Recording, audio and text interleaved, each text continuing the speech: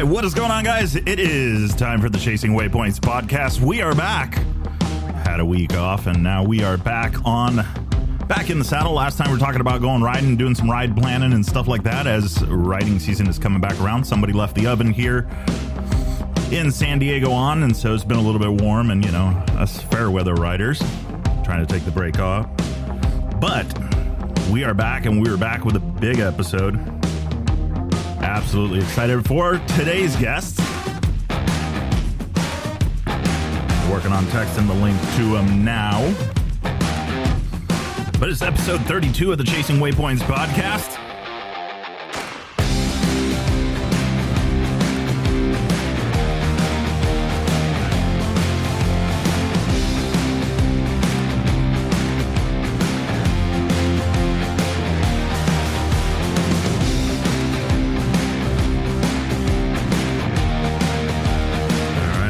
Back. Okay, turn the party down, and so this week we've got a pretty awesome guest. So it absolutely made this happen last minute, but it absolutely excited. Our guest this time around, no stranger to Dakar, no stranger to training people to go to Dakar. Matter of fact, no stranger to training people, period, which is actually pretty cool. And we're talking about the Dakar days when the big bore bikes were still around. 1,000 cc's of manly horsepower. BMW rider.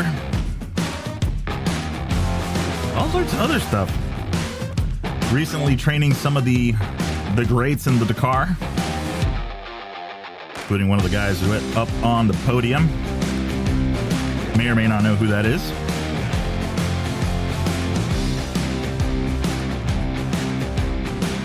Waiting on him to join in, but man, it has been a busy week. Lots going on, warm weather.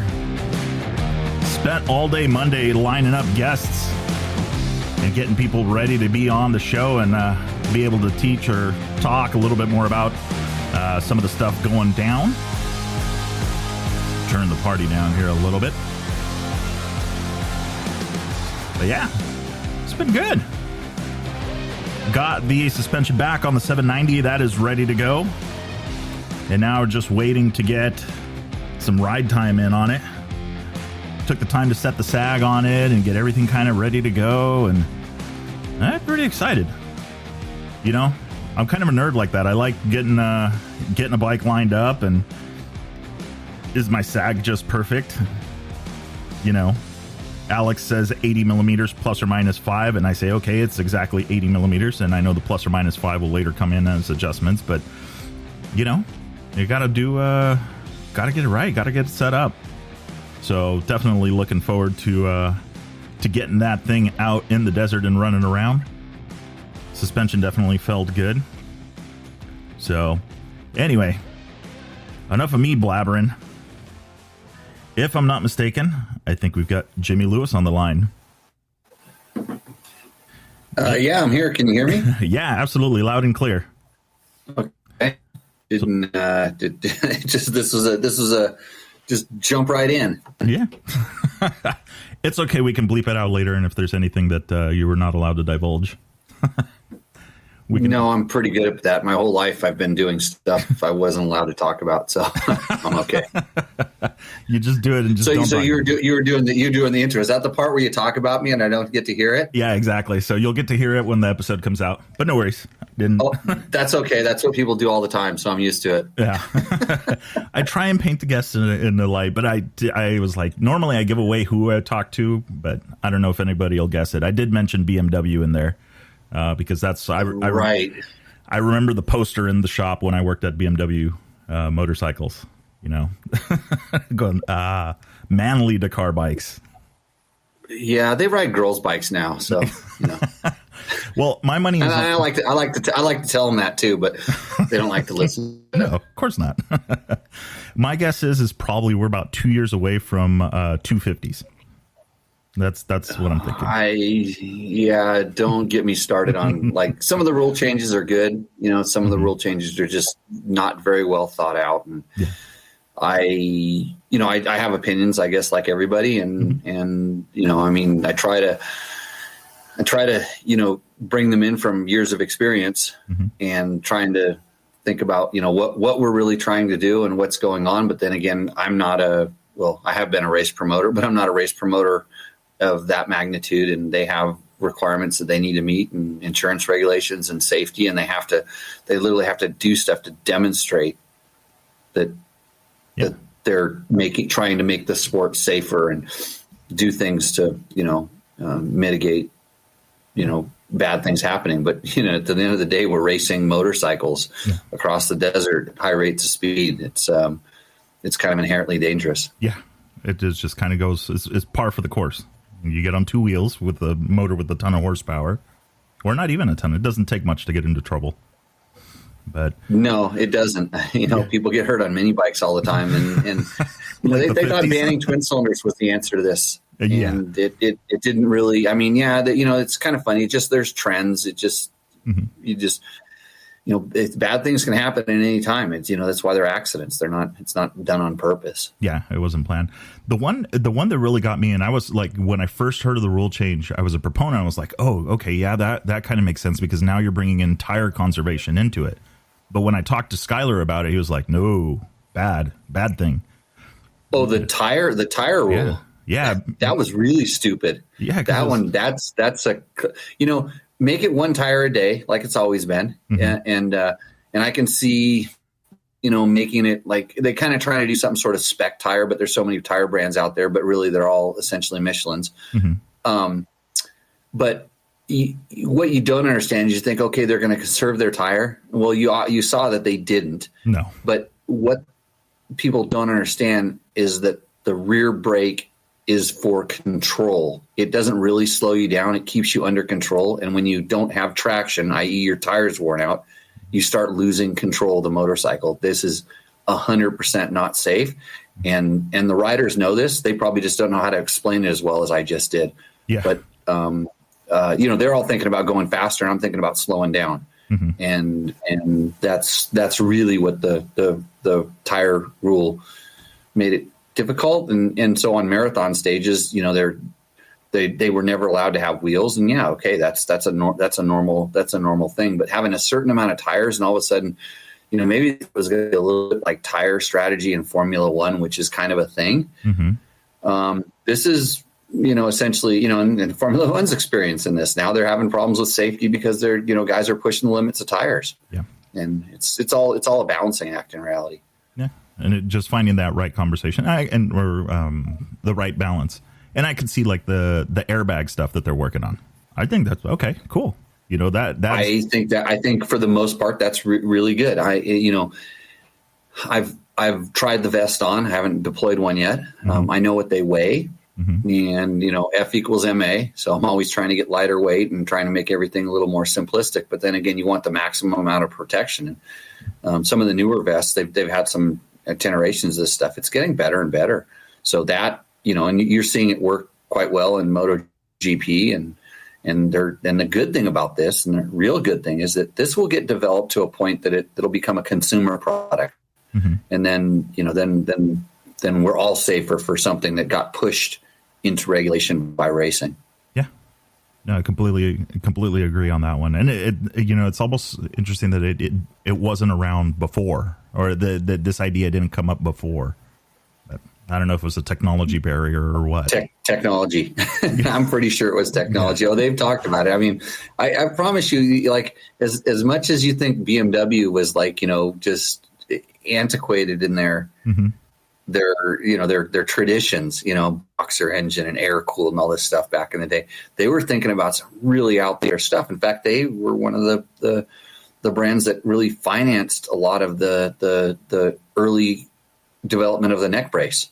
And being a guy who doesn't wear neck braces, I can't wear them because they interfere with the way that I ride and stuff like this. It's come a long way. And if that's something that you equipment that works for you, I think you should have access to it. I think it should be high level. I think it's good. And that, and actually that's a really good thing. The neck braces. So I was doing some research on it, right? I ride primarily adventure bikes, but I was doing some research on it. And then I started seeing the disclaimers that basically they're tested to like some low speed, like 30 mile an hour or something like that. Like, I don't know all the specs on them, but all of a sudden it didn't seem like it offered the protection that a lot of people make it out to be.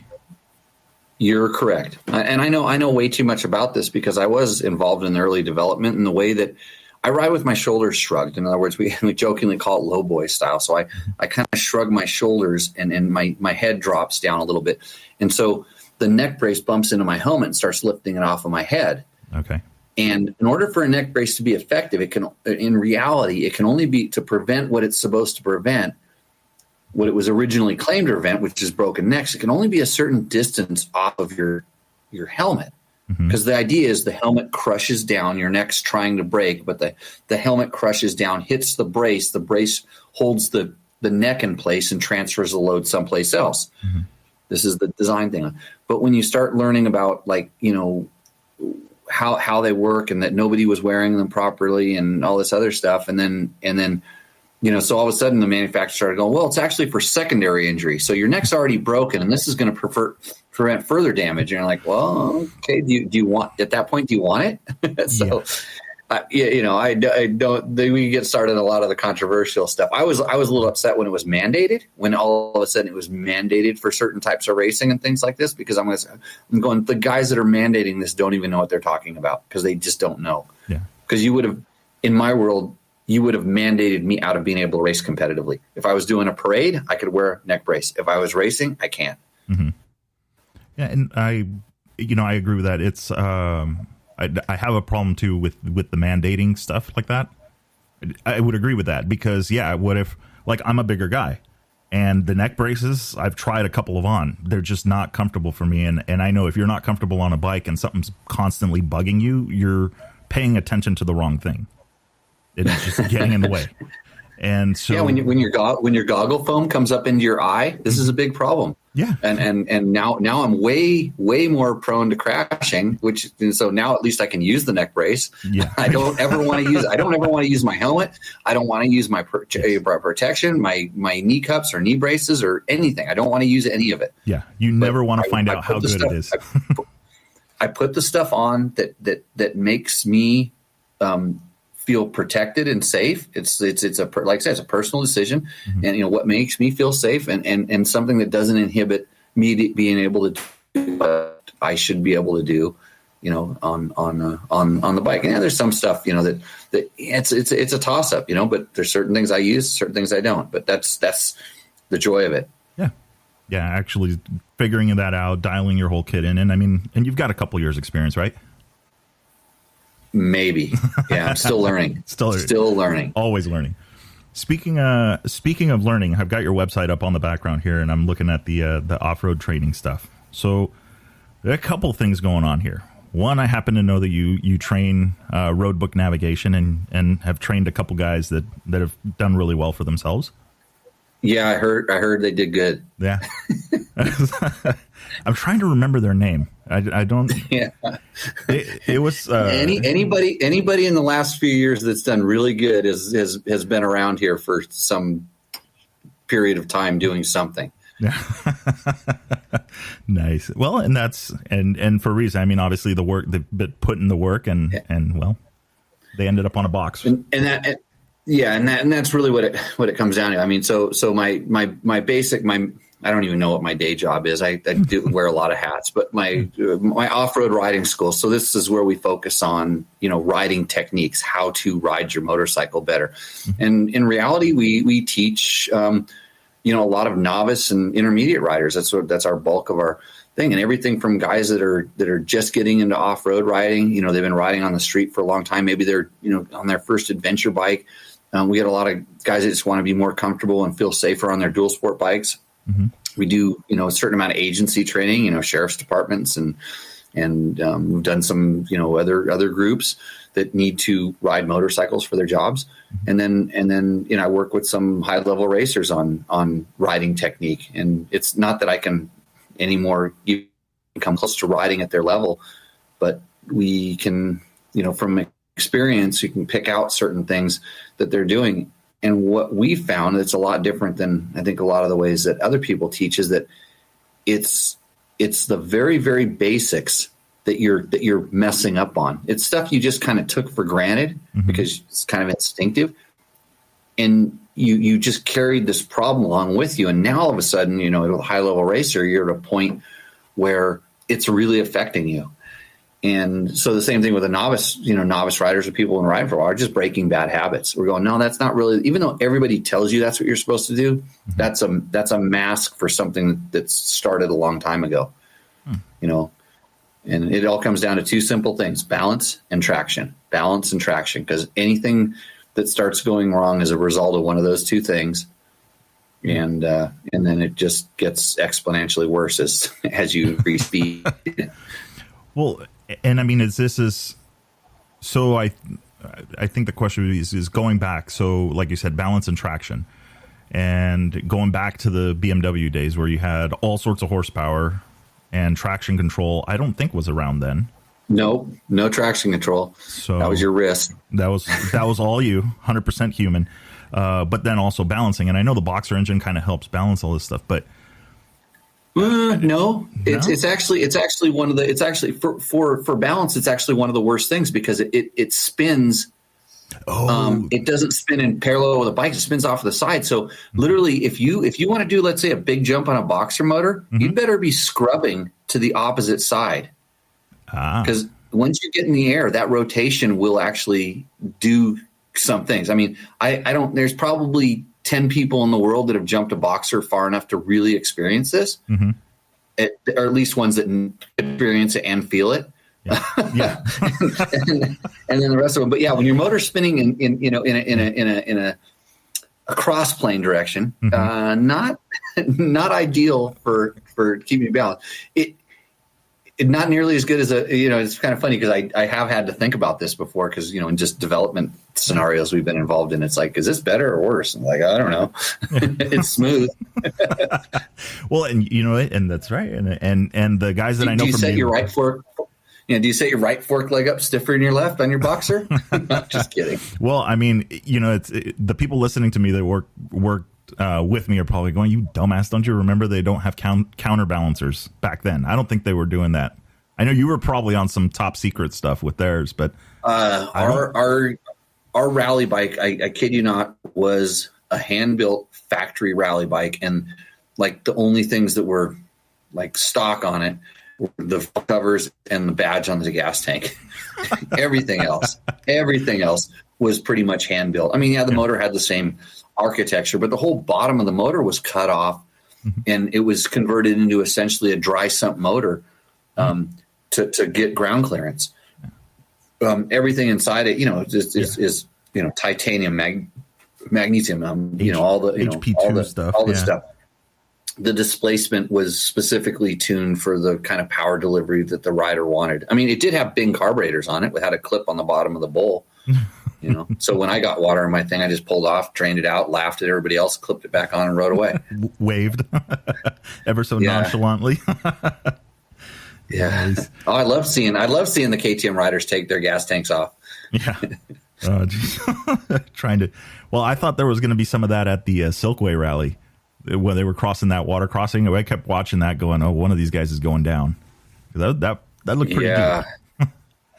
I don't know. Yeah, and anyway, every once in a while in a rally, you know, in Africa, there was a couple of rivers we crossed and stuff. And, you know, if it was bad, if you saw the organization cars there, you knew it was bad, and you got off and walked, or you sat around and waited for someone else to go first. Oh, everybody's standing there. There's always someone dumber than you that's going to go first.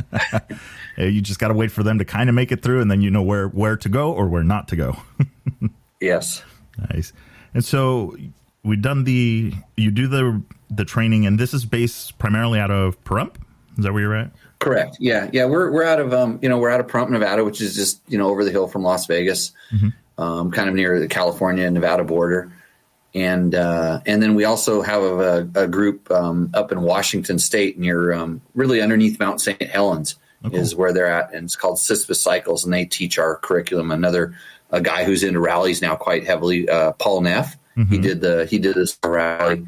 Was his first ever rally. I think he got excited about rallies about 2 weeks before Sonora Rally, and it's to cobble together a bike. And you know how infectious it is. He came down here, and he was on his way down here because he was driving down for it with another guy or for another guy.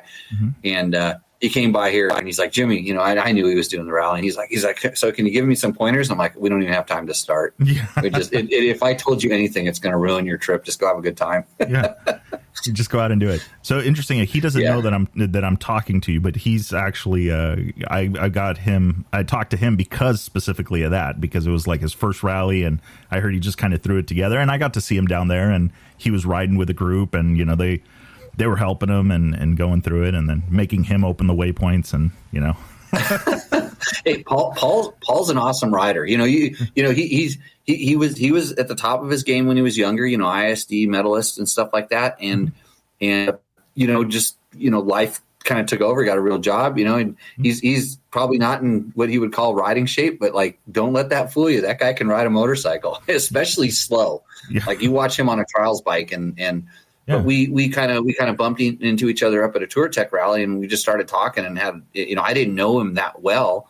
I knew of him from racing, and we just started talking about the training and the schools, and he was really interested. And he basically came down here and literally, you know, trained with me for a year, a whole season of classes to learn kind of our program and the way we do stuff. And so now he's doing that up in the Pacific Northwest. But yeah, we do that out here in Pahrump, and I travel around a little bit and do some stuff, but it's mostly out here just because we have such an awesome facility. Yeah. Well, you got the whole desert to do what you do. As much as we're permitted to be in, correct? Yes. Yeah, I will say. Well, yeah, and coming from California, or being based in California, yeah, you're only allowed to ride to the gate and back because most of them are locked. Yeah.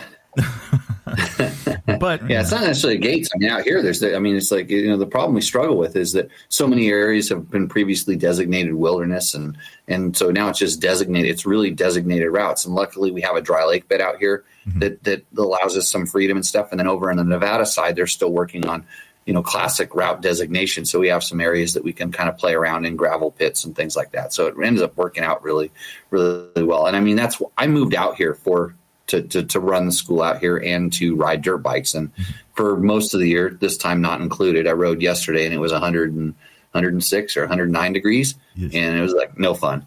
Yeah, no. I mean, well, and no, riding is fun. Feeling like someone who's blowing a hairdryer at you the whole time.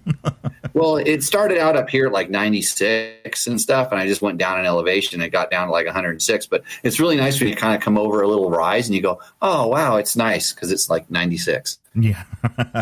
You know, 12 degrees, but whatever. It's still hot. Well, as long as you're moving, right? And then you get that sweat going. Until you run out of it. Until you run. Yeah. Ooh, that's a bad thing. That could be interesting times ahead. So, dare I ask, when did you get started in rally? Did you have one of those aha moments, or screw it, I'm going to do this? What was the? I didn't even know exactly what it was. But when I qualified for my first 6 days, International 6-day Enduro, I'm sure I'd heard of Paris to Dakar. Mm-hmm. That would be the only thing I'd ever heard of. Yeah. And I knew it was some sort of a, you know, I didn't know what it was, because I'll bet you when I looked at it back then, being quite a bit younger, it was a bunch of guys on kind of street bikes or bikes. They weren't motocross bikes or race bikes. Mm. So it wasn't really racing maybe in my head, far from the truth. Yeah. So when I went to the ISDE for the first time, and it was in, I was just enamored with all the European teams and the guys that had all these different gear and different bikes and such cool stuff. But the coolest of the cool guys, the guys that had the biggest trucks or vans or support crews and had the coolest gear and the best bikes, the most factory looking bikes, they weren't necessarily the fastest enduro riders. They were Dakar riders. They were guys that were, you know, they were on Marlboro and Gilwaz and you know, Lucky Strike, enduro bikes. But that's what they kind of did. You know, they did both things. And I'm like, whoa, what are these guys? And they ride Dakar. And then it was, dang, I want to do this. I want to be one of those guys. Mm-hmm. And it's kind of the story of my life. I see something like, I want to do that. And so I started doing a little bit of research, and this is 1989. Wow. So it's quite a long time ago. And so I started kind of pursuing it, and I did well enough at ISDE where I was able to go up and talk to these guys about, hey, what do I have to do to get a ride on your team? What does it take to go do Dakar? And they're like, oh, you're an American. That was the answer you got. You're an American. Now you're an American. Like, what do you know about Rally Raid? Yeah. And because I wasn't a 250 motocross world champion like Danny Laporte, who later on he was on my team on the first ISDE. We were on a club team together. So I just kept poking and never, even when I was, competing at a high level, it was never enough to convince anybody to be able to give me a ride or any sort of support to do it. But later on, when Franco Achirbi's brought the Nevada Rally to the United States, I'm like, this is my chance. I'm going to go beat these guys because, okay, you're in Nevada. This is kind of my California, but you're on U.S. soil. I can ride here as fast as anybody in my head, and I'm going to beat you. So I had a horrible first Nevada rally. I rode a Kawasaki KLX 650 and smoked a clutch every day and blew the bike up every day. But I learned very quickly that I could navigate because I learned about this and I practiced it as much as I could. I'd been doing dual sport rides, forever. I was racing dual sport rides, thinking, okay, this is just like rally. And, but I think after that, it was after that one, or I don't know, it was the next one, because I did all the Nevada rallies. A guy named Eric Pienaar, who is kind of famous for bringing a lot of the supercross racers over to the international supercrosses and stuff. He was the guy who started the what is now the Monster Cup, but when they had the $100,000 U.S. Open of Supercross, he was the guy that started that. And he was really good friends with a JCO from Yamaha France, and he got me a kind of a tryout on their factory rally bike. They had the 750, and they also had Peter Hansel raced a 650 or 600, a TT 600 in one of the Nevada rallies. And I got to ride those bikes kind of for a Cycle World magazine story, which I was an editor at Cycle World at the time. Yeah. And it was funny because like I did well. It must've been the second year, cause I think I got third overall, and I'd led a lot of, I won a stage by quite a bit, and then I did stupid shit and lost it. But, I rode well in that rally, and I think, some people took attention. Well, Peter Hansel that year needed a water boy, and that's what it was for. But I didn't speak French, and so I didn't get that. But KTM heard that I had got the S on the ride, and all of a sudden, then there was some opportunities to ride one of their production bikes that they were starting. They were starting to provide production bikes for privateers and a support program for privateers, and so I got a chance to go over and do it that way. And this was in 1996.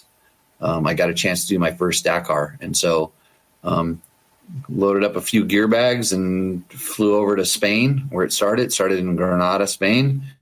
I brought a friend of mine who worked at KTM. He was going to be my mechanic.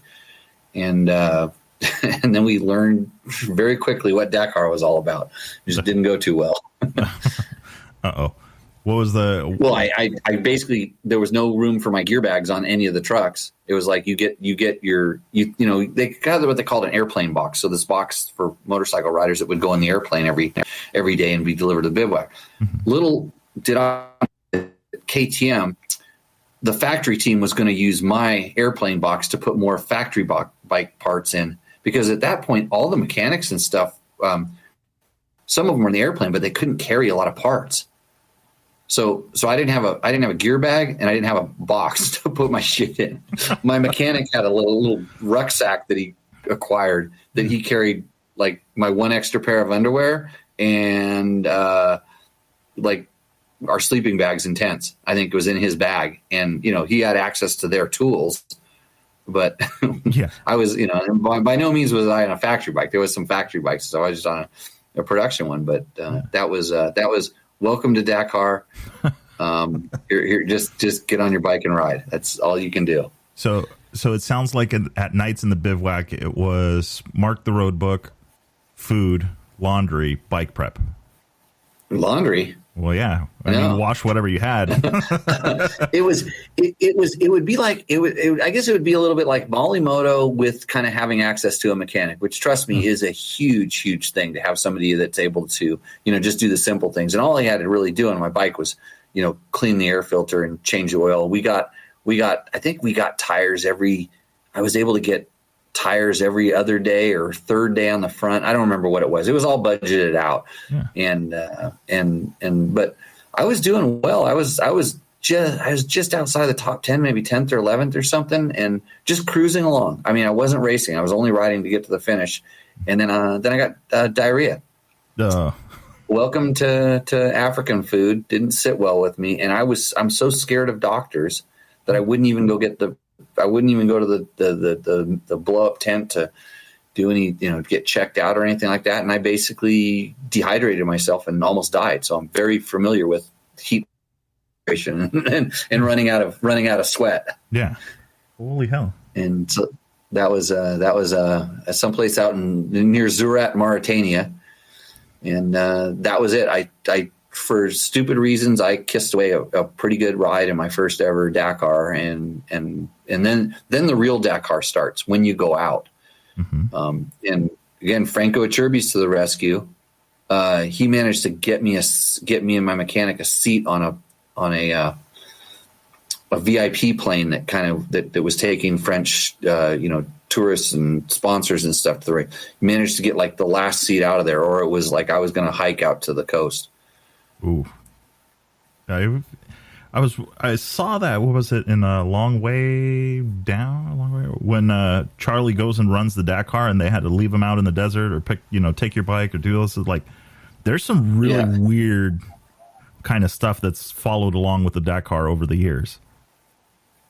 When it was in Africa, it's different. I mean, no, my experience is totally normal. If you talk to anybody who's gone out of the Dakar, once you're out, that rally keeps moving, and they make sure they get you safely back to the bivouac, but the bivouac disappears, and you may safely get back to the location of the bivouac 2 or 3 days after the bivouac has left. And then they just say, okay, get out. And there's local people around, I mean, their car only has 3 wheels and there's no door panels on it. And you may be able to pay them a certain amount of money to potentially drive you to where you might need to go. But the next airplane lands in a month. It's the once a month airplane that lands in that dirt runway. Yeah. Day 28. It's a lot different. I mean, it's such a different monster now than, I mean, we like, if I, when I talk to the guys and I know how hard they're pushing and what they're doing when they're racing and stuff, and they're highly tuned athletes, and back then, you're more of an adventure rider in reality. You're just going along and experiencing as it comes. And there was guys that were racing and they were on top of their game from experience, but there's no way that they were racing to the same level that these guys are racing today. Like, as far as, pushing it and stuff, we were riding different kinds of machines and over longer distances and shit. The race was 21 days long back then.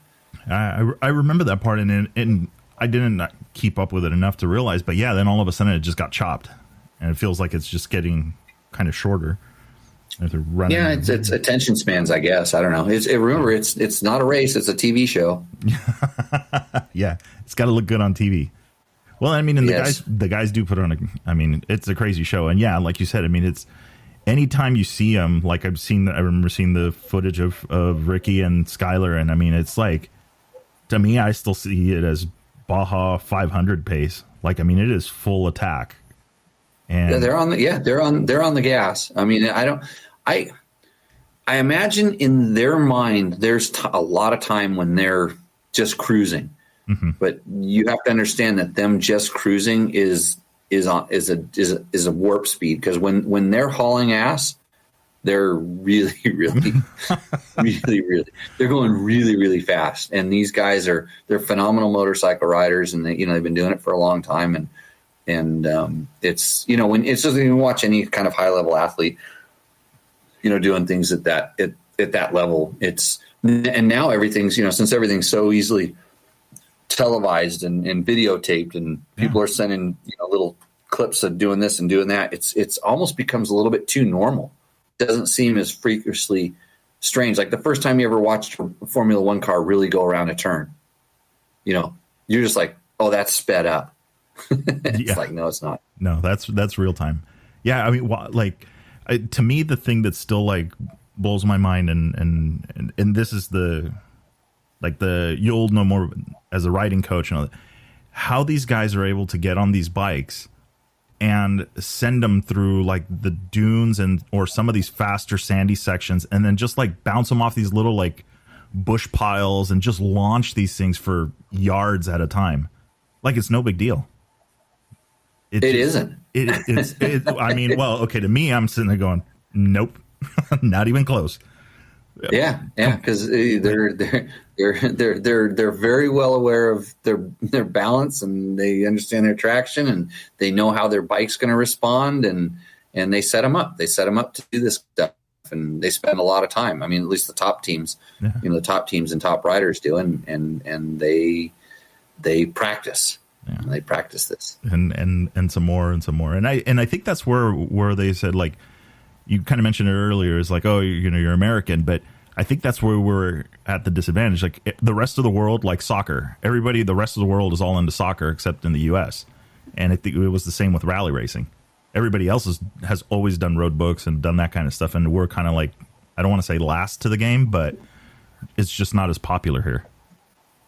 Yeah, and I think it's like anything. It might just be a little too complicated for your typical American fan.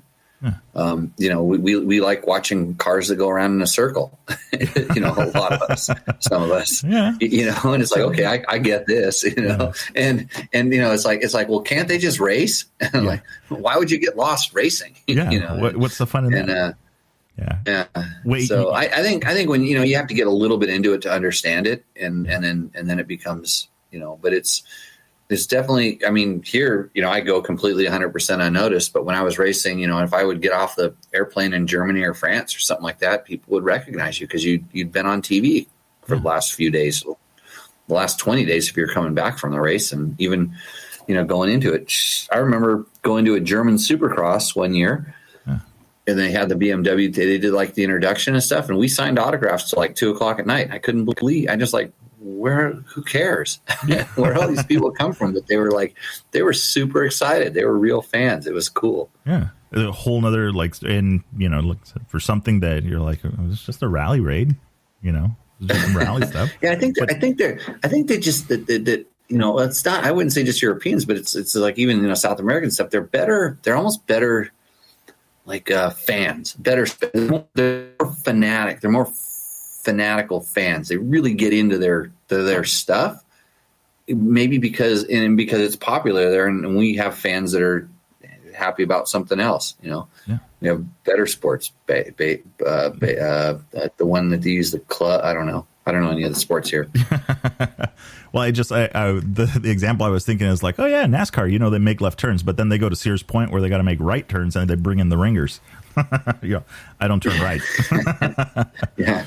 So it's very different. And so on that, like with new guys, like you've trained like the newbie, right? Like the zero road book experience guy. We do. Yeah. We do some of that. We try to do that kind of, we're problem is it's my business. This is my job. And I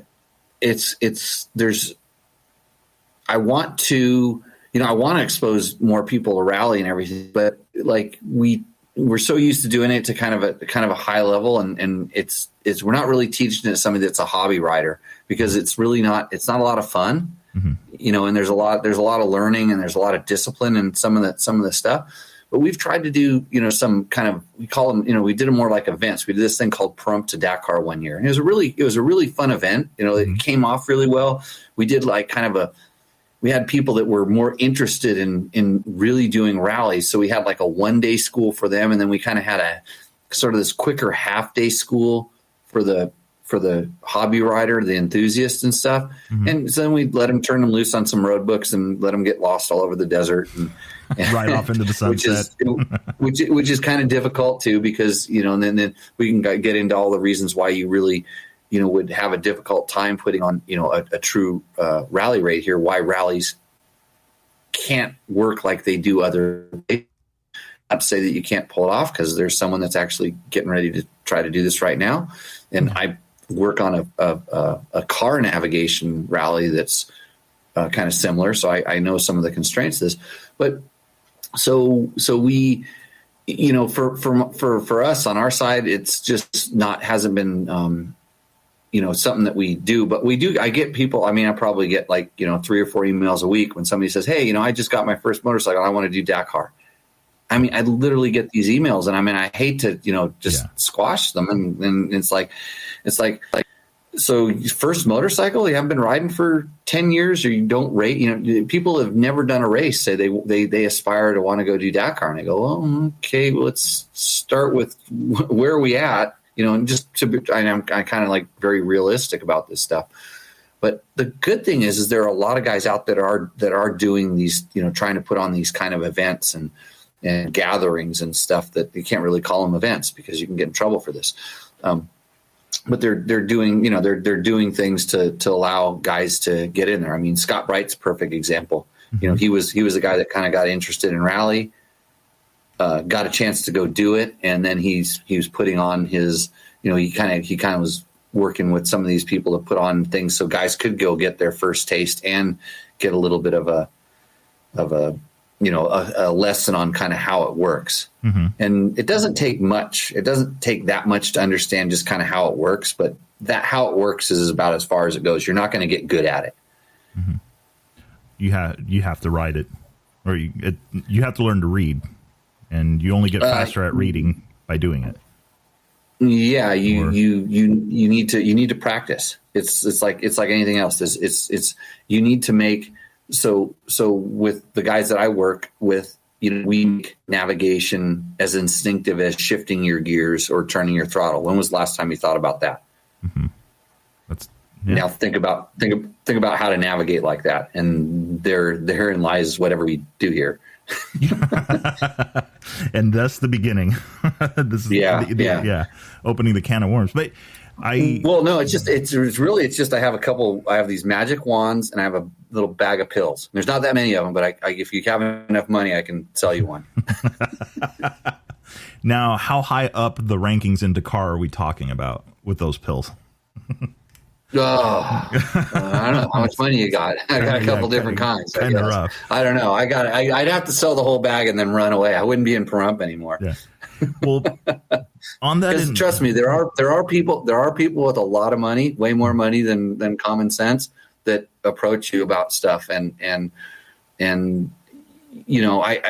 make I don't care who you are. If you really say you're serious about this, you want to come and do it, you have to come and do my 1-day class. I do a 1-day class. It's $850. I don't know what it is. I have to look at my sheet and stuff. It's a 1-day class. You hardly do any real riding or navigating. You just come in here and you learn about what we do. And the idea is, I want to make sure that when we're talking about something, we're speaking the same language.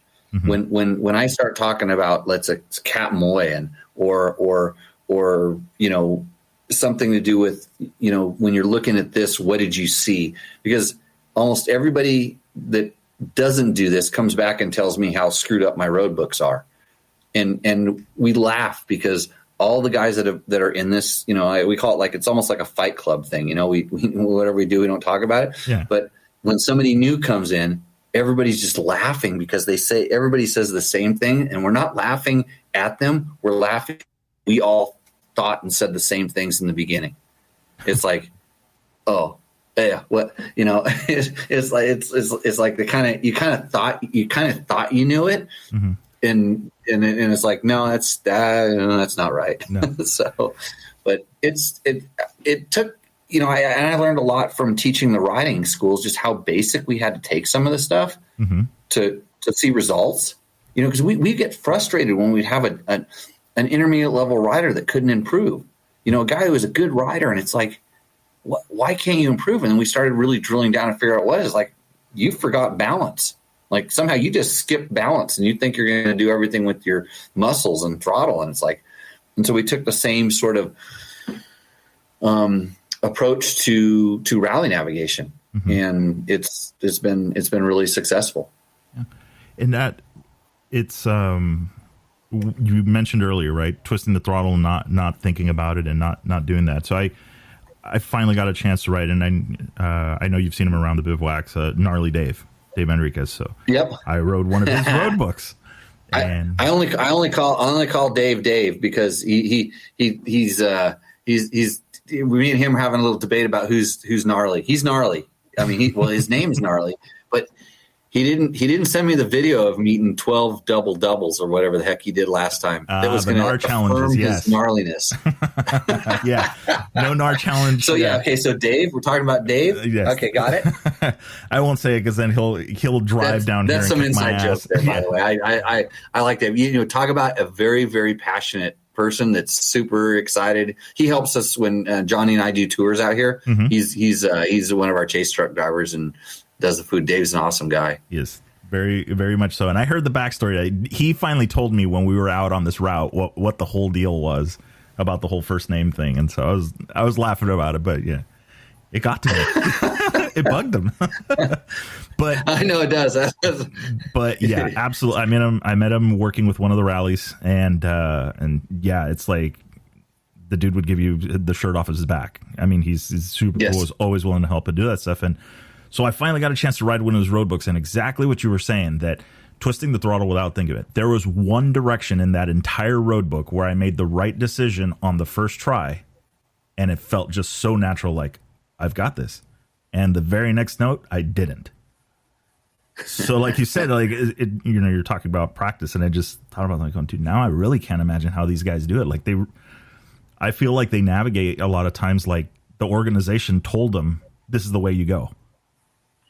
It's just so smooth.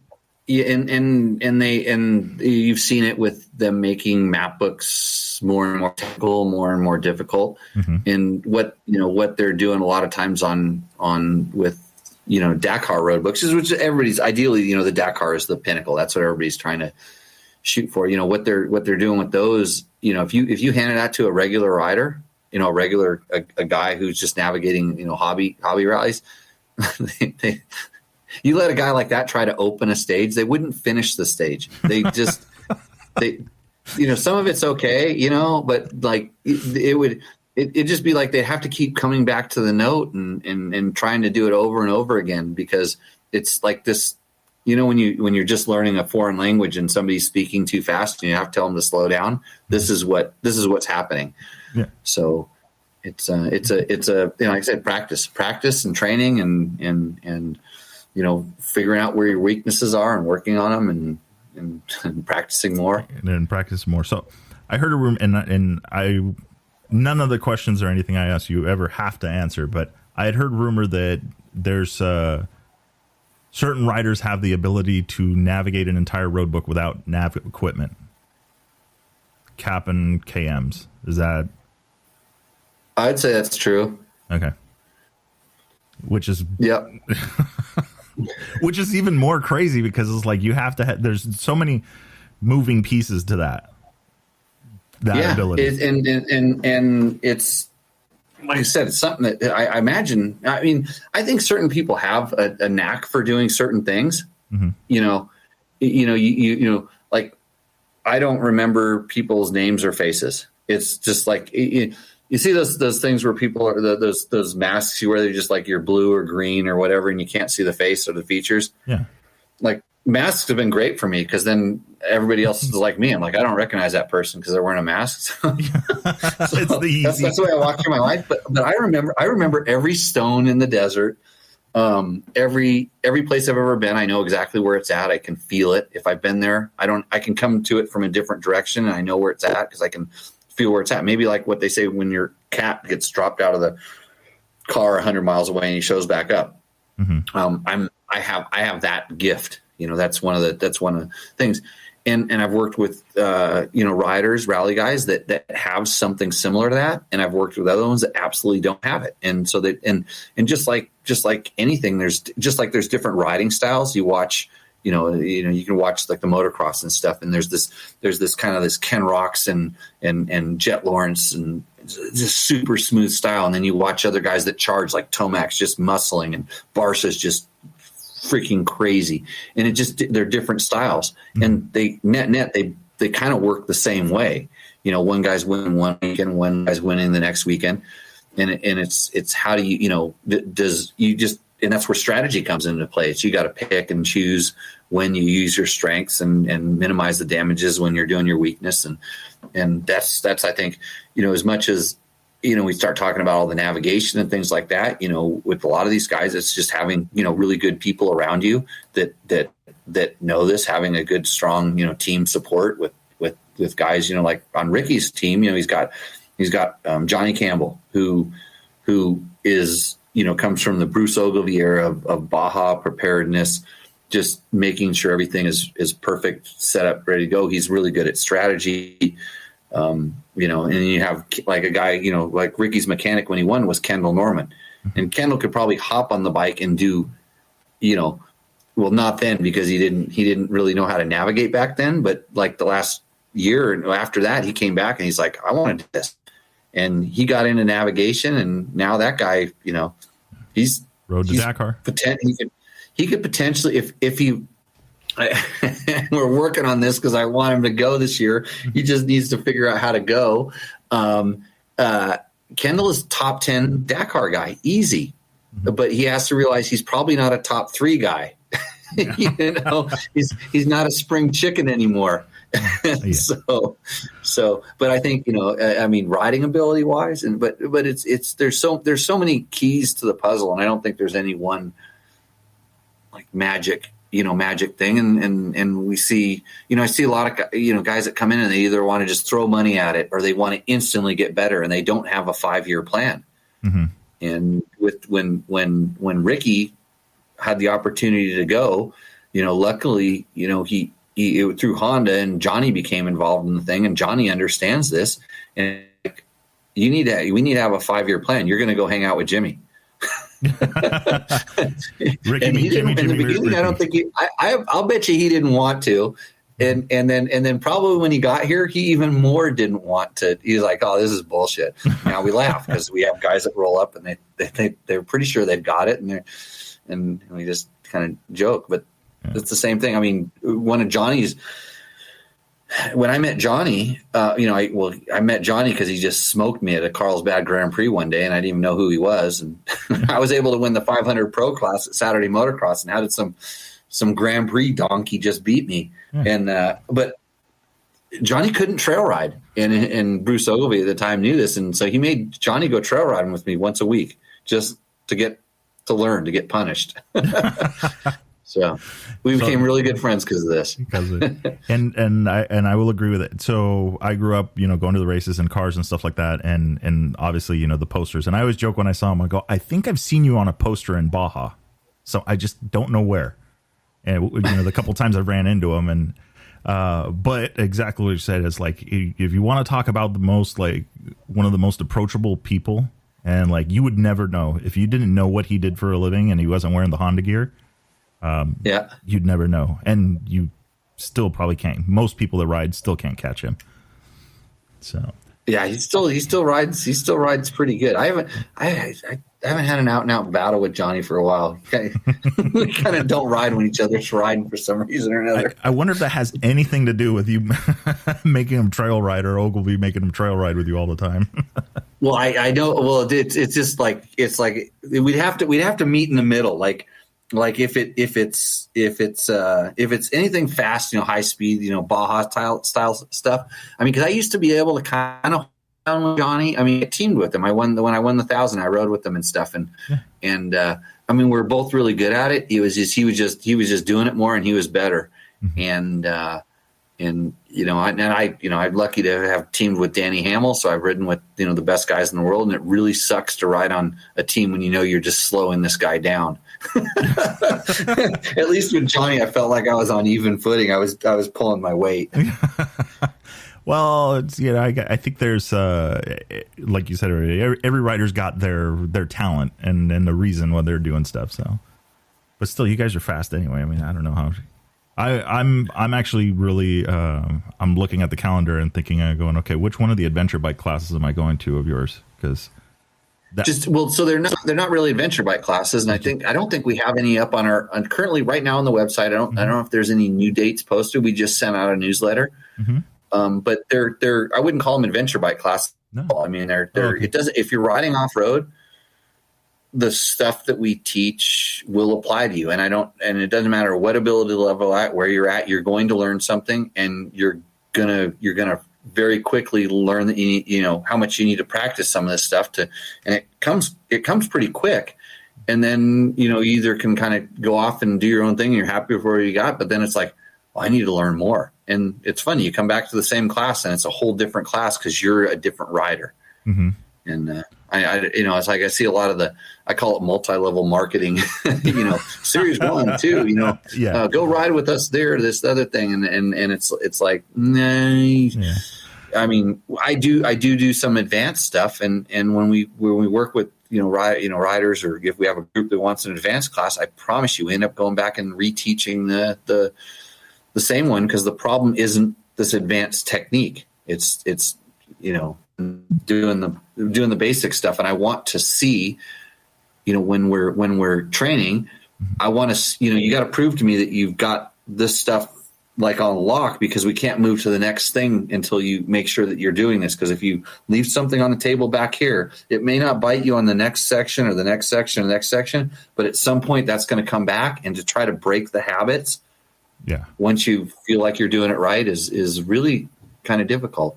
And so I've learned so much about teaching, and now, you know, I kind of study that more than, you know, the riding techniques or the navigation techniques. We kind of learn like how do people learn, like what allows them to learn and get better. Actually I think that the boiling it down, like you were saying like earlier, right? It was just balance and traction. Then everything is kind of revolves around that. I think about some of the other classes and stuff that I've seen, and it seems like, you know, we're going to move a ball from a cone to this and that. And they don't really share anything that, like, you can see it and like, okay, cool, I could do that. But what's the real story behind it? Like, what are you really what are you supposed to be focusing on? You know, we give away, I'll give away all our secrets right there. It's balance and traction are the two things that are the most important two things. And then a motorcycle in my world does only 4 things. It accelerates, it decelerates, you can initiate a turn, and you can control a turn. It's just those 4 things. And I can explain anything that a bike is doing in those 4 terms. You know, what it's doing. The biggest problem we see with most riders is they kind of try to do 2 things at once.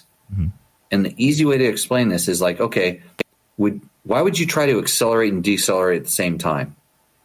Okay, that one's easy to go, oh, that's stupid.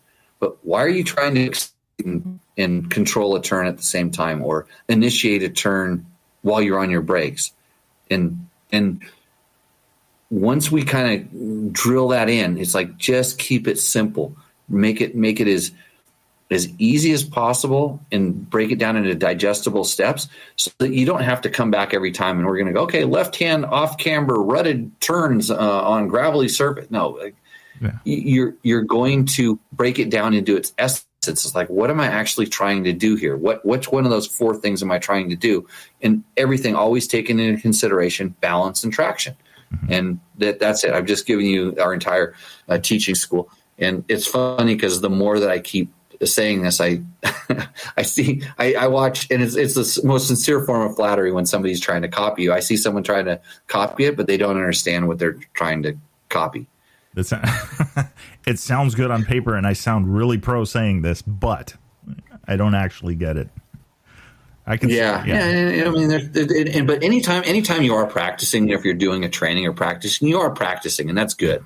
You know, I just hope that you're practicing the right thing, because so often, especially on motorcycles, you know, we hear the get over the back and gas it and get the front end light and you know, and then they tell people to stand up, and it's like, that's not standing up.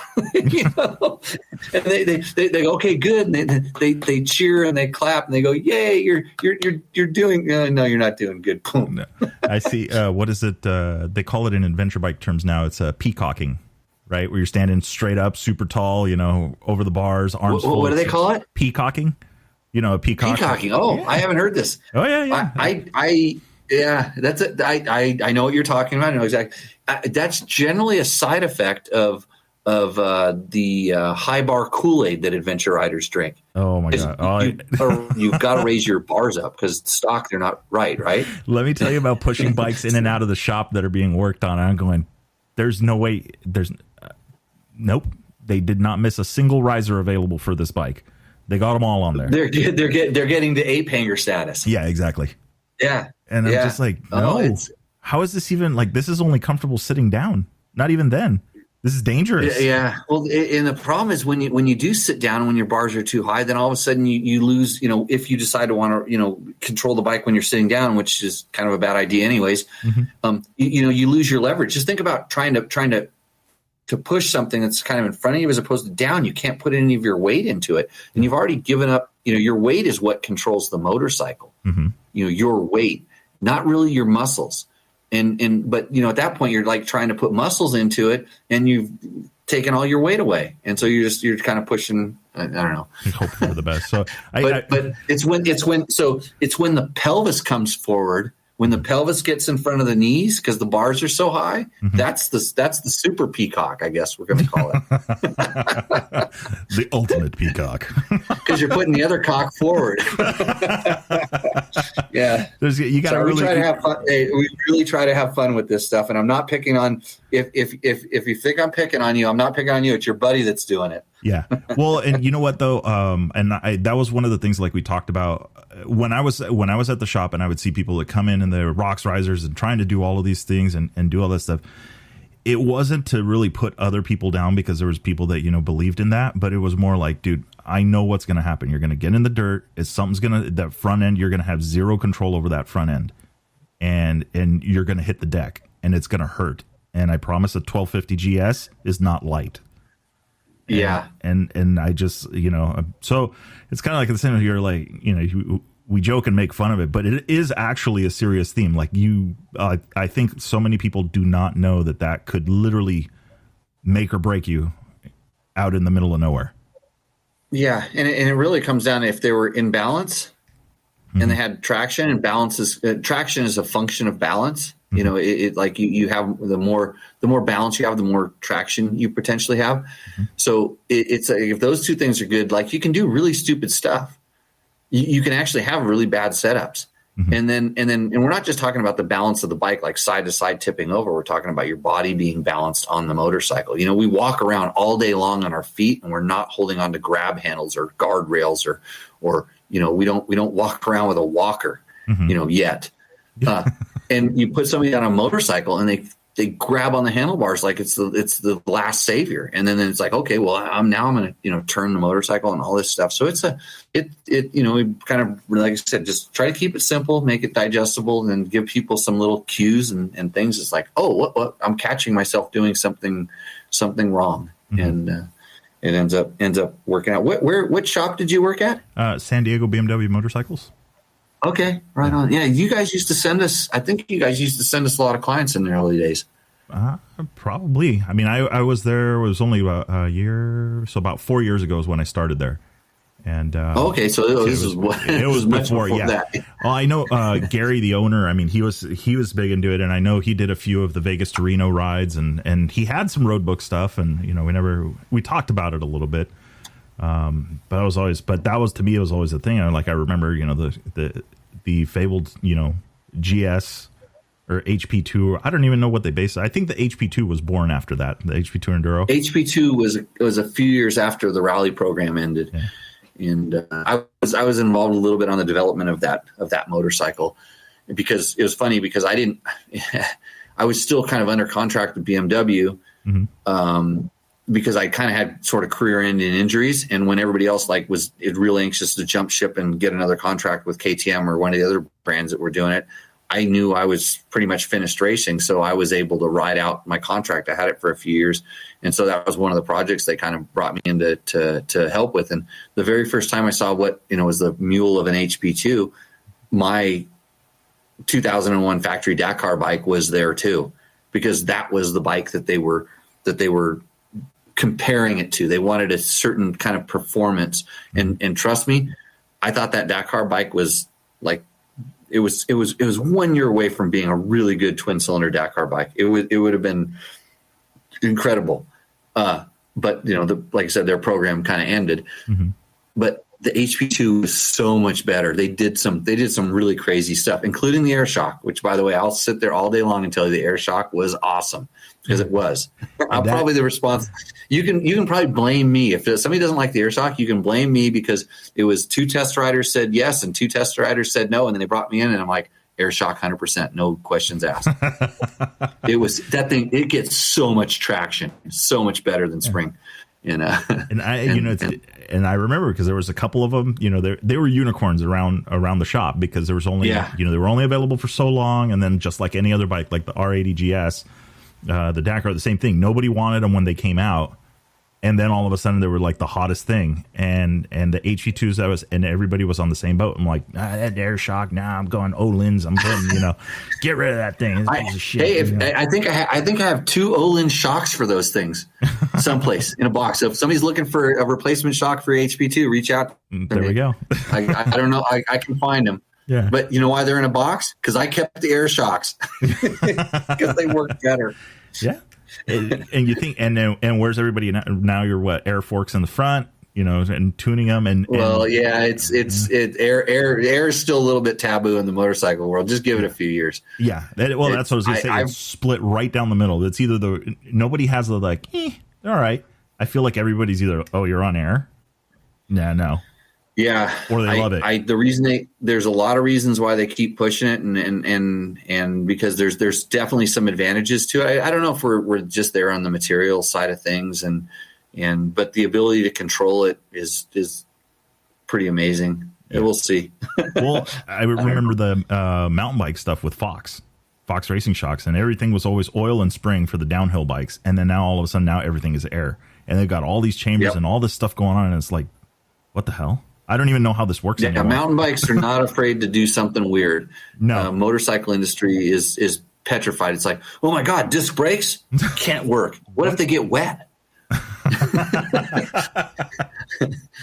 Oh man. Yeah. I remember everything was disc or drummed before, and then it was, I'm watching this video of the XR600, this guy talking about it the other day, and he's riding it hard, because I'm looking for a bike, right? I want to build a purpose-built bike for doing road books. Not racing, just doing road books. And I was like, ooh, that'd be cool. Build an XR600R, just some old school bike, make it look all old school. Talk to Dave. I've heard did he buy one from me? Did he buy my bike? I don't remember. I know I gave him some really good parts for an XR600. I know he had one at one point or another. I don't remember. It's funny, interesting, and I kicked myself in the ass for this one, but he found me the deal on an XR600R, and it just sat in the garage for a while, and I was like, didn't have the money to work on it, and it was just taking up space, and I was just, you know what, fine, it's out of here. And then, now a year later, I'm going, I shouldn't have sold that thing. Yeah, you don't want them. The brakes are really bad. Yeah, well, this one luckily it was like one of the first years of the disc brakes, so at least it was. Even with the rear disc brake, it's the front one you're going to suffer for. That was one of the things that on the Baja race bikes we upgraded. We had better front brakes on it, which was really important. Yeah. So, I might have a deal on a sweet XR650 with the 6.5 gallon tank, and it has an electric starter. I think it'll work about 10 or 12 more times. We hope. I know when it's going to run out. It's in the dune trying to get somewhere. Yeah. Well, yeah. I mean, but it kickstarts real easy. This thing's a gem. I'll tell you right now. It's like the only reason I'm not selling is my wife tells me that it's one of her favorite adventure bikes. Nice. So it just kind of, but. But it's for sale as far as I'm concerned. Well, let me know when to release this so that way she doesn't hear that. Yeah, I mean, my phone's going to ring out. Hey, Jimmy, what do you got for sale? Everything's for sale right now. I've never sold anything in my entire life. Yeah. Nope. But yeah, oh man, that's, so I had, so I kind of have a last question for you, but it kind of ties everything together. So I had somebody on Instagram reach out to me about, you mentioned it earlier, right? The guys that come up to you and they're like, I've never ridden a dirt bike, but I want to do road books. You do on Tuesdays, right? You have your show, Dirt Bike Tests. Yeah. So we do, we'll have a couple different ones. So we do Tech Talk Taco Tuesday, which is, excuse me, something that we do through Dirt Bike Test, which is kind of you can ask tech questions. We kind of answer tech questions live and have a good time on the air. And that's one thing. And then you very soon you will see what we call the Better Rider podcast, which is kind of an extension of our riding school. Okay. And because we're in the midst of launching an online riding school that's going to be pretty cool. A little bit of it eventually will become some very next level stuff, which is good. But awesome. And people never say they just want to just come out and learn how to ride and do road books. They want to do Dakar. There's a big jump from when I get somebody who says I'd like to learn how to navigate and do road books. The ears are way more open to that. It's not like, oh geez, it's like, oh, okay, cool. Yeah. And a few times a year we have this, like I said, we have this 1 day class that's open to, and it's not just motorcycles, it's 4-wheel too. We have people that come and drivers and navigators and stuff. And you will get in the course of 1 day everything you would ever need to know to be able to go out and successfully do road book.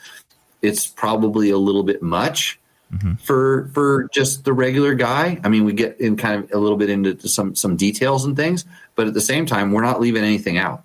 Yeah. You're gonna learn almost everything that you would learn.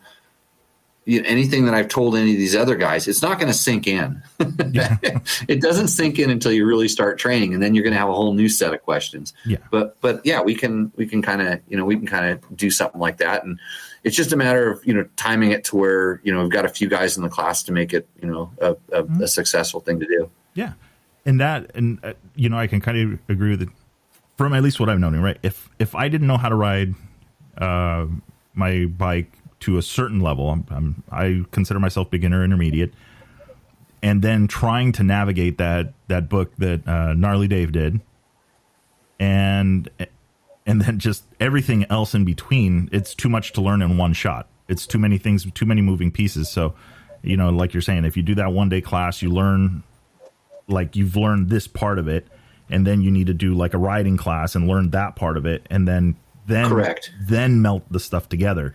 Don't try and do all of it at once. No, it's just like anything that's really, when we start thinking about it, you want to focus on just the one thing you want. What do you want to learn today? What do you want to learn right now? Just, you don't try to learn like 5 things. Yeah. It's just one thing, get it to make it instinctive, put it away, get the next thing, and just start building. And even one of the tenets of the way we teach, it's you're either riding or you're navigating. You're doing one or the other, never both at the same time. Yeah. So you don't try to mix the two, because when you do, bad things happen with one or the other. Yeah. And we certainly don't want people to have bad crashes because they were looking at their road book all the time. Yeah. I could definitely see that. Especially one of my mistakes I know was trying to look at the Odo and get it all the way down to the last 10th and be super precise with it. And I just kept looking down. Luckily, nothing happened, but what you just said is very possible to have. Like, thinking about it now, it was stupid. Hey, we all, it's funny because people do this all day long. Just think about the last time you were texting on your phone while you were driving and you like literally said, oh, if I look to the road? Yeah. Well, you're sitting in a vehicle that's not going to tip over and it's not going to hit like an errant rock, and you just have to go straight. And all of a sudden you wake up and you go, whoa, this is what we're trying to avoid. Just like you can't, even just recreationally, you can't be doing this because it's bad for your safety. When these guys are racing, you can't be doing it because they're going to crash and get hurt. We don't want this. Yeah. And it doesn't, I mean, we've seen it especially in the last Dakar, it doesn't take much time lost to change the leaderboard at all. It's just getting closer and closer. Well, there's so many good guys these days and stuff. Yeah. So, like I said, there's a lot of guys. Yeah. The pack that's hunting the top spots is grown significantly, I think. So last question, electronic road books, cool story or? I love them. Yeah. I've been electronic road book now for probably 4 years. Okay. And sure, they have their hiccups and their glitches and stuff. I'm glad that they're being careful about integrating them into the racing. But I think they're probably ready. And it's no different than, paper one if it gets smashed or hit or whatever. I mean, it's just going to be the next thing to blame everything for. But I've been running the Pepe Rico stuff, the Rally Blitz and RB Nav Pro and stuff. I've been kind of using this. I've been working with Mike Shirley since like the early days of Rally Navigator. And I work with Mike on some events and stuff, and with him and Dave Peckham, picking up with what they're doing with Rally Navigator now. It's awesome. And he's got the guys that are helping them out now, to hone that thing in to get it right is really good. And I'm blown away by how good it is. In fact, I was talking to Scott Whitney today. Yeah. And Scott's like one of these, he's one of the first guys to really bring a lot of tech into the road book making, for his kind of his private systems that he had. And he's like, dude, do you know how good that is? And I'm like, yeah, I know how good that is. So there's, and that's what's cool is a lot of this is kind of built out of a passion. Like Mike Shirley was not really a dirt bike rider at all. Really? Or a rally guy at all. Like, I'm going to make this thing. Yeah. Well, and sometimes so it's cool how this has kind of evolved, and it's really helped a lot with some of the tools we use in our training. To have access to some of this, the open source software that is Tulip. Being able to bring some of that stuff in and use that. Yeah.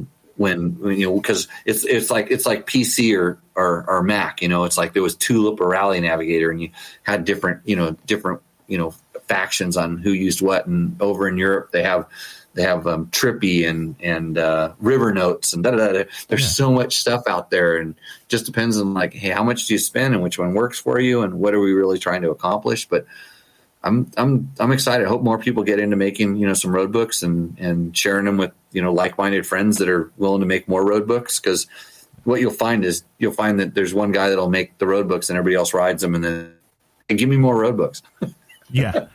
Come on, man. Consumers. Yeah. Yeah. Hey, ask Gnarly Dave. So I'll give Gnarly Dave his credit, man. Gnarly Dave goes out and makes road books, and he's gnarly the amount of time he puts into that. Yeah. I've got it. I get the phone calls, I help him sometimes with the computer stuff and some of the little things, right? Cause I'm by no means an expert, but, I'll get the call in the, 10 o'clock at night, or later. And it's just like, he's working and plugging, or, you watch his social media and he's out riding and he takes it very seriously. And, you can tell like when he's joking around, and then when it comes to that, it's like, he's dead serious. Like that he strives for perfection in these road books, and he takes all of the feedback to heart. Yeah. Well, it's just, like you'll never make everybody happy. And no. This is the joy of when we're out here doing road books and we all do different road books, and your worst day is the day everybody rides your road book, because you're never going to hear the end of it. It always sucks. Well, I would have put this note your right road here. Book this, your road book that, dude. What were you thinking? And it's just like, and then next day it's his road book. Oh yeah, it's the and you're in some ways you're serious, but in other ways, no. It's like just gassing them. you're jacking with them and stuff. We've kind of got this game to go now where when somebody does a road book, everybody else names it. We name it for what it was.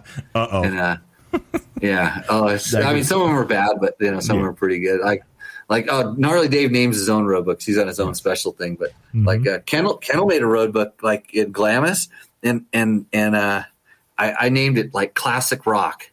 It was such a good road book. Just the way he flowed through the dunes and stuff like that. It was like classic rock. Everybody likes it. It's good. It was nice. It was one of the few times I just came back and said, that was a good match. I didn't have any, no condescending things, anything at all. It was nothing you could pick on, but it's And I mean, I could totally see. I remember there's a section in the one road book that I did with him that, like you said, it's just like, it was this wash and just the suspension just wasn't there for me yet. I made some mistakes in the tuning on it, and I was just dying the first time we went up this thing. And then we're going back, and then we turn up the same wash again. And I go, no, you've got to be shitting me. I'm not doing this again. And the road book peels off into a different direction. I was like, oh, okay. But that was like it's like, oh, somebody would me. So this I'm going to tell you. I'm going to tell you where this is, just because I think I know. So this is off to the west side of the 15 freeway in the canyon that ends up like by the road up to Wrightwood. Is that where it was? I'm going to go with I think so. So you said it earlier. I'm like you. You know what? I could literally go back there right now, and I bet you I could ride about 90% of the trail that I did without getting lost, because I have that photographic memory. I've been there. I kind of know the area, but I had not an effing clue where I was that entire road book. We come out in this little town. It's like no cell reception in these hills. I'm like, where the hell are we? Little bar out of the middle of nowhere, like this little bar cafe place that it was the market, and there was like a big park and water park there, and oh wait, no, so you're okay, so you're on this one more over by outside of Barstow. I was thinking this one over in the Cajon Pass, but we were in the Cajon Pass. We were in that area. Oh, you're in the and we were in the wash. There's a bar up there. Well, there's a bar up there that I don't know about. You've probably been. Dave's going like, "Oh, it's this bar." He knows exactly where it is. I didn't know where. Water park. Yeah, there was like some big park there, and we rode through it a couple times. And okay, that's down. Yeah, that's after. Well, that's you drop down by these fire roads after the section you were just talking about. Yes. Yeah, I know where that's at. Yeah. And, we end up down there, and I'm just like, I'm lost because I've never ridden in this area. But also, it's like, dude, this is badass. If it was all green. Lytle Canyon, I think that's called. That's what it was. Yeah. And, it just, there was a lot of things, right? And until you go out and ride a road book, I thought before, like you said, it's like, I understand the mechanics of it. I can tell you what's in this box and that box and that. But until you actually go out and ride it, go get lost, then go make the right decision, and then wonder if you're really headed in the right direction, and then have to stop because it looks like you're headed in the right direction, but you're not. Like all of these things, it's like all these emotions and all these experiences that, you could talk about it all you want. I kind of leave you this one thing that really, when people are going, I wonder if I'd like this and stuff. Mm-hmm. The one thing I found out about road book riding and stuff is it takes riding that ordinarily wouldn't be all that much fun. Mm-hmm. And adds a new level of fun to it. If you enjoy this kind of thing, if you enjoy kind of the navigation and think, hey, somebody's trying to get me lost and I'm not going to get lost, you can go ride stuff that if you were just riding and just kind of trying to rip it up and go, it's like that riding wasn't really all that fun, just the riding itself, but combined with this navigation stuff, it's actually pretty cool. Yeah. And then you really respect what the racer guys are doing. Yeah. So yeah, it's like you just made how many decisions on navigation at what speed? Yeah, it's some crazy stuff. Yeah, but I will say there's a wash in there also that I question my choices about going on this route with the 790. For the people that know how to ride, it'd be probably not that big a deal. But man, I was struggling on that stuff. So yeah, I know. It's just too many baby heads in the wash. That's on an adventure bike. That's not the funnest terrain. No, and then dry sand, the square edged ridges, and then the really super soft sand that you just drop into out of nowhere. Mm-hmm. Yeah. Hey, but if you're all balanced and you got traction, it's no big deal. So I told two things. I go, well, I see adventure bike riding in the sand. I'm not timid like there's a lot of riders that I always, hey, I want to go on a ride with you, because I would go to like Laguna Hansen and Mike's Sky Ranch and the typical Baja places, and it's like there's sand. Oh no. I don't do sand. I go, well, you just kind of have to get used to it and understand that the bike's going to move a little, and speed is your friend, and the bigger the bike, the faster you kind of have to go to get it wrong. Oh, really? Okay. No, wrong. Speed is not your friend. Okay. Speed is your enemy. Yeah, speed, because it'll exponentially cause problems. So I always tell people, it's like, I can ride slower than you in the sand. Interesting. They're like, what? What if you're going to get stuck? I'm like, I'm not going to get stuck either. Huh. But this is see how we teach everything a little bit different than what you're. Yeah, there is something to knowing what speed you need, what speed to go. Gotcha. But if just going a little bit faster was the answer, then you should just go a little bit faster no matter what. When you feel uncomfortable, you should go faster. No, I know what happens there. Right. Yeah. So the reason that you need to know this is you need to know where the happy zone is, where the aha, everything is right is, because most people they're going, like you said, they're going a little bit too slow and it feels horrible. And you know, just from experience, like, just go faster. But they have all their bad habits that they're doing that's causing them to go too slow, and they're going to carry that into going a little bit faster. They're never going to have that aha moment, and they're never going to feel what the right speed is. Yeah. So the idea is to get them comfortable going slower and know and feel the incremental steps that comfort comes as you go a little bit faster under your terms, in your control, and it feels better and it feels better. And then it starts feeling worse. And it's like, okay, there we go. Yeah. Because at that point, they're never going to feel good the way that they're doing it by just going faster. And hence then we kind of bring this into a lot of the different things that we teach, like why you do certain things. You want to be able to have this aha moment. Okay, this is now, I feel this. Because it's experiential learning. It's not, I can tell you this all day long and you can go try and practice it. And until you're actually kind of coached through the techniques, it's difficult. Well, and so you're saying this, I'm going, where have I seen this? And I've always been the same. A buddy of mine kind of taught me how to ride dirt bikes. And I remember I could barely ride 2 miles because I had the death grip on the handlebars. And over time, I got more confident, and then I was like, oh yeah, let's go do 300 miles today, and on the adventure bike, and no big deal. But I think about it, and we tried to go. I'm sure you've been up to Mike's twice, and you get up to you're going through this, and the last group that I went through, there was 4 of us, only 2 of us made it up, and to me it was no big deal. But I would wait for them, and it was like they're literally doing like 3 miles an hour, and in my head I'm all like, dude, just stand up and go faster. But what you're saying right now, I'm glad I didn't say anything, because you are right. I might have actually gotten them hurt by saying that. They don't feel comfortable, and they don't know why. They don't know why they don't feel comfortable. I mean, it's the bike move, like you said, the bike moving around. It's a traction thing. It has to do with traction, and largely the sensation that they're having is because they're probably so far out of balance. It's hard to explain, but that they're so far out of balance in a lot of ways that the bike is doing stuff that would scare the crap out of you, and it's scaring them, and that's why they're going that speed, because at that point it's kind of manageable. They can muscle it at that point. But if they go any faster, momentum will take over, and it might get better or it'll get really worse very quickly. Yeah. And I think about it, I'm like, they're the things that to me, dirt means stand up, and you can sit down and back it down when you're in a comfortable zone. But for the most part, I feel like you need to ride standing up, because I do know weight transfer. Like, I move forward and back a lot on the bike because I know that helps. And only because I've seen videos. I don't know the exact mechanics. It just felt. But then I think, if you've seen videos, then I think you can start your own riding school. Oh, of course. It's proven. The real reason, as long as all you have to have is a good logo, give away some products, and maybe have cats in your video, and I think you're good. I feel like a couple of influencers, maybe, pay them to come out and do the riding school. Yeah, bitch and logo. I got to teach my cat how to ride the freaking motorcycle. That's where I or ride on it with you, right? I've seen a few recents where the dogs are on the handlebars and hanging out on dirt bikes, which is crazy.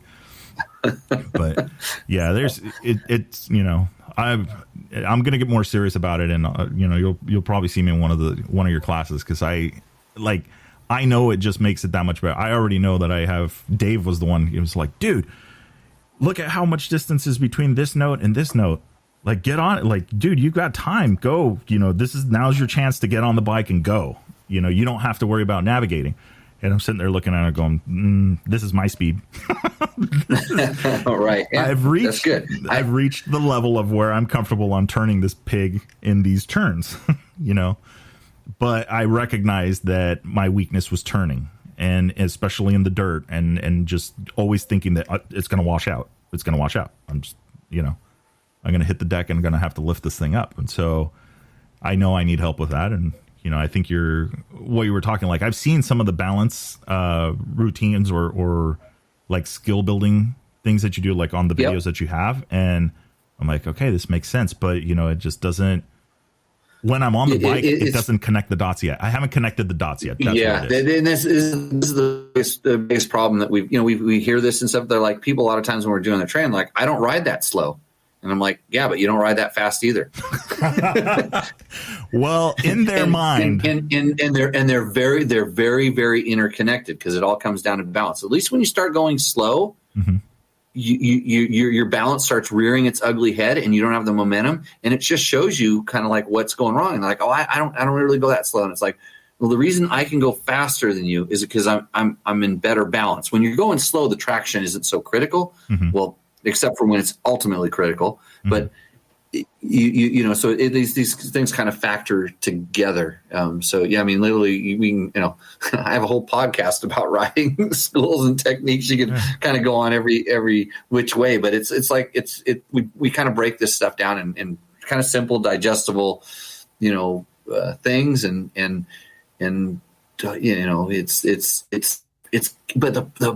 so we fight that. I don't ride this slow. And the other thing is like, well, so-and-so told me. and generally 98% of the time, so-and-so isn't a riding coach that's been doing it for 20 years. And then the other 2% of the time, it's like, yeah, they're a riding coach. They're teaching you something completely different that I don't feel like you're ready for.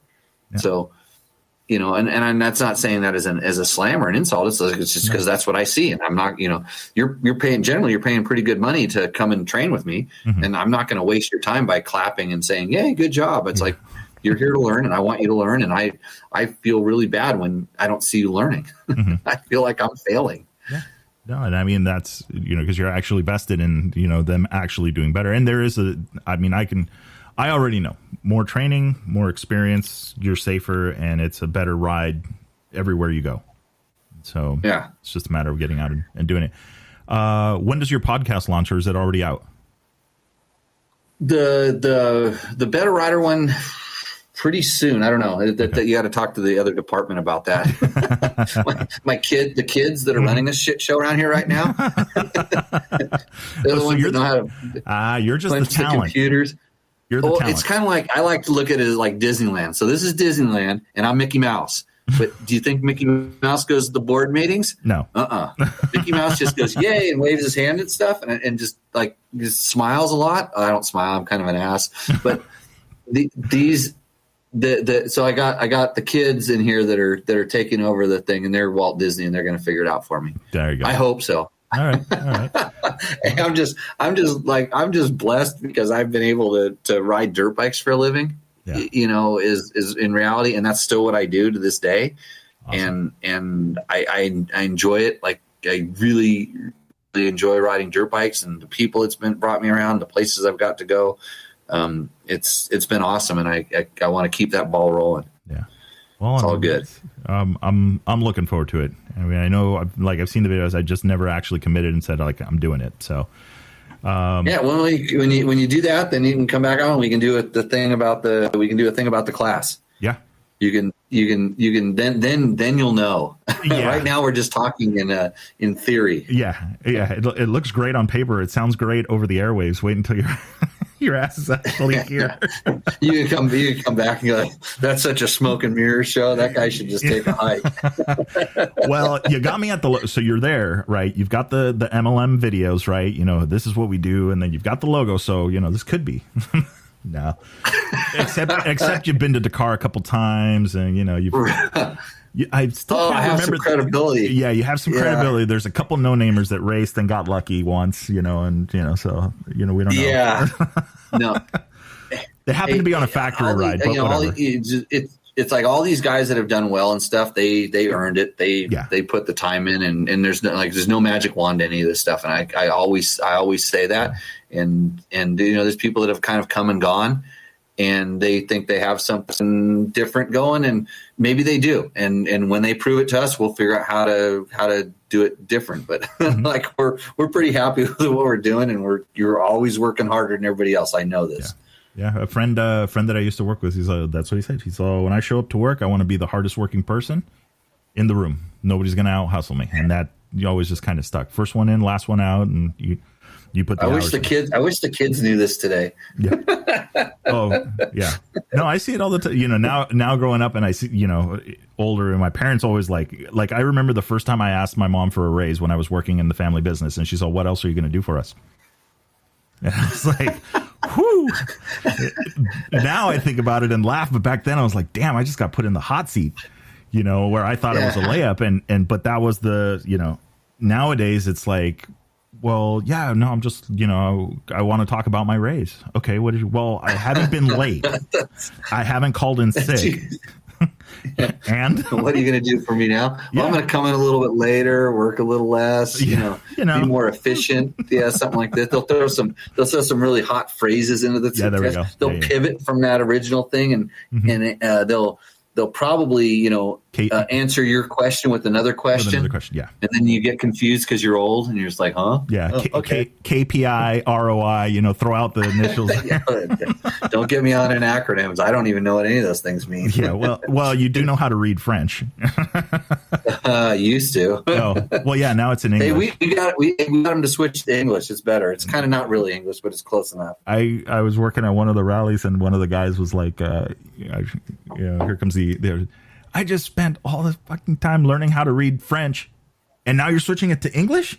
It's like, I mean, the arrows still mean the same. I don't know. Yeah, I don't even know my left from my right. That's the other interesting Jimmy Lewis fact is I don't know. It takes me a long time to figure out left from right. So all the gauche and douche or whatever the heck those things were. I just made sure I was on the right side of the arrow and it was pointing the direction I needed to go. There you go. And this is, for those playing the home game, this is very important because it's the difference between finding a bivouac and then finding the no-go zone, especially in Africa back then. So you don't want to end up in the wrong part of the country there. Mm-mm. Yeah, but awesome. Well, Jimmy, I am forever grateful for you taking the time and getting on the podcast with us and sharing some of your experiences and knowledge. No, thanks for having me. It's like I said, it's just everything worked out, and I'm stoked to be on. I mean, like I said, I enjoy everything the sport's giving me and trying to give it a little bit back, even though it's my job. Yeah. Right. What's the proverb? It's pick something you love and you'll never have to work a day in your life. So. Oh, that's a bunch of bullshit. I look at it as I never get a day off. No days off. This is true. This is true. There are no days off, but that's, hey, if you're always trying to do it better and something's going down, and that's just part of it. So, but awesome. So I'm going to share, I've got jimmylewisoffroad.com. That's the website. I'm on the classes part right now. I'll keep an eye out for the podcast stuff to be launched so I can get that link out there too. And of course I'll subscribe to it and I want to listen to it because obviously learn some more. Facebook, you do. We do. We have Jimmy Lewis Off-Road Training, I think, is our Facebook thing. Okay. And we have the Instagrams. We do that. I think there's something on Twitter. I don't know. Okay, I'll get in touch. I'll talk to your people. Just hit the internets and they'll figure it. I think it self learns and it does it all for you. So let me tell you about some scary shit with Facebook. But hey, yeah, I probably experienced it before. Oh yeah, I did a little bit of Facebook marketing, and yeah, there's some pretty crazy tools in there. So. Yeah, in my publishing career, I learned all about this and know quite a bit about a lot of the AI behind some of this stuff, which is it's literally scary, and I just hope it doesn't dumb us down to the level of idiocracy. Kind of close though. We're getting there. We're getting there. Yeah. What is it? Was it Universe 25? completely out of the blue type. There was an experiment I recently read about Universe 25, I think it was, or something like that, where this dude did an experiment with a utopia for rats and mice, and he just watched their behavior. And I won't give it all away, but he did it 600 times. Right, everything died off, and then started over. He did it 600 times, and every single time it was the same thing, the same result of just this. Is this a study or is it a movie? No, it's a study that he did. It's a study. Okay, it's kind of funny because now I totally want to. And it's scary when we talk about connecting the dots. It was like I started looking at it, and then you look at society today, and you're going, "Oh shit." Universe 25 experiment. I see it there in my. Oh yeah, there you go. Yeah, so it was Universe 25. Yeah, and I was like, and I read through the whole thing, and then I was like, oh, that's that was a one-time deal. And then the last thing was like, and then he did it 599 more times or whatever it was. Like it wasn't like a couple more times. No, he like ran this all the way down the field. Yeah, some crazy stuff. Yeah, none of this stuff surprised me anymore. I mean, it's right. I don't have children. Let's just put it that way. I'm on that team too. Yeah, I go nope. Yeah, nope. Smart people are not reproducing. Yeah, I don't want to feel responsible for bringing somebody into this. Although, it seems like we're pretty resilient. True, but everything you're saying, right? You wait until you read that. You're going to trip on that. I mean, I was just like, it was a total like. I was like, oh, this is crazy. But yeah, and I've resolved myself. I'm going to go, nope, I'm going to be the one that's telling the teacher that they're wrong, and I don't want that being taught to my kid. And next thing you know, the PTA meeting goes south, and I have to move to Mexico because things. And so yeah, it's like I try to spend my days being a doctor and a lawyer and a politician on the internet, but I should really just stick to motorcycle riding, right? Yeah, this is why I really don't do social media too much. It's like I know what I want to say. I'm smart enough not to. Yeah. And that, ladies and gentlemen, is wisdom. Knowing when to turn it off. Awesome. All right, Drew, well, I'll let you get to it. I gotta. Okay, thanks a lot. I appreciate it. No, absolutely. I appreciate you coming on here, and yeah, so we'll be in touch. Yeah, just send me a link when it goes, and I'll share it on my social stuff, and we'll go good from there. Awesome. I appreciate it. Okay, thanks a lot. See ya. Thank you. See ya.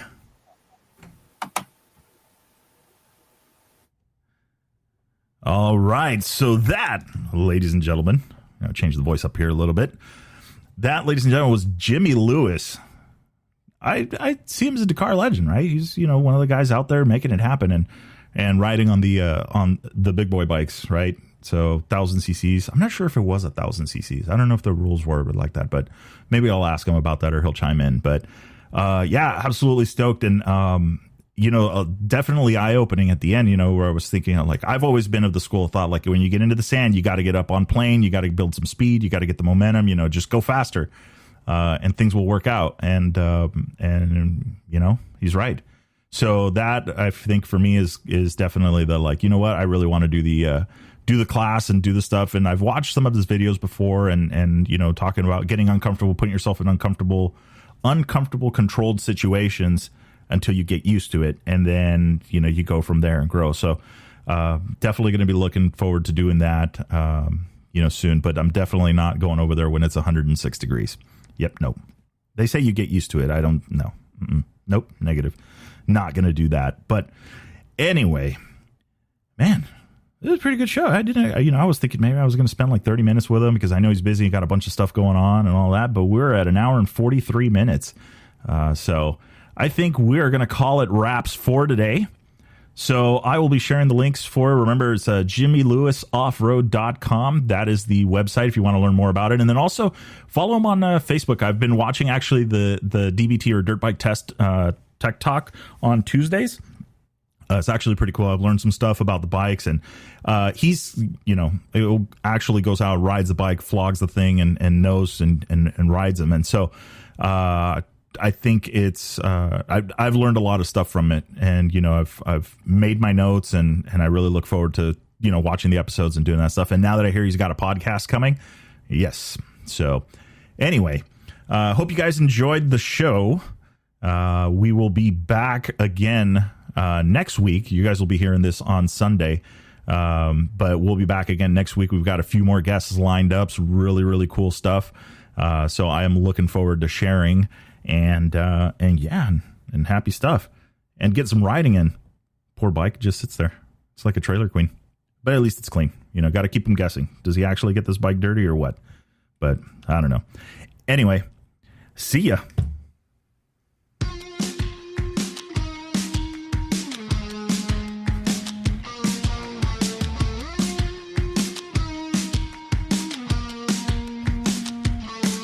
All right, that is a wrap for the Chasing Waypoints podcast this week. Hope you guys enjoyed the show. Don't forget to like and subscribe if you like what you heard. We are available on Apple Podcasts, Google Podcasts, and a bunch of others.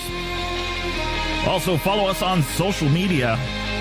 You can find us on Facebook under Chasing Waypoints, Instagram, Chasing Waypoints _official, and of course, the YouTube under Chasing Waypoints. Hope everybody has a good week. We will see you guys for the next episode. Remember, shiny side up, and don't forget to tag us. We want to see where you guys are riding and what you guys are up to. Have a great week.